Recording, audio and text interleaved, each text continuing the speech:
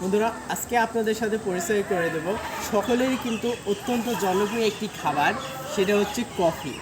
পানীয় হিসেবে কফি পছন্দ করে না এমন মানুষ খুঁজে পাওয়া কিন্তু বিরল।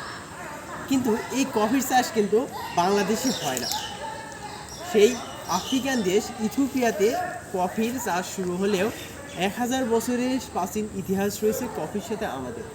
এই বিরল প্রজাতির একটি গাছ পটুয়াখালী বিজ্ঞান ও প্রযুক্তি বিশ্ববিদ্যালয়ের সেন্ট্রাল ফিল্ডে আবাসিক হলের সামনে রয়েছে। আপনারা দেখেন কি চমৎকার ফুলের মাঝে কফি বিনটি রয়েছে। কফিতে রয়েছে কিন্তু নানাবিধ উপকার। এই কফি আমাদের মস্তিষ্কের সচেতনতা বৃদ্ধি করে।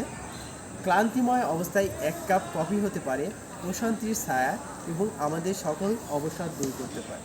বন্ধুরা, কফিতে রয়েছে কিন্তু প্রচণ্ড পরিমাণ অ্যান্টিঅক্সিডেন্ট, যা আমাদের রোগ প্রতিরোধ ক্ষমতা বৃদ্ধি করে।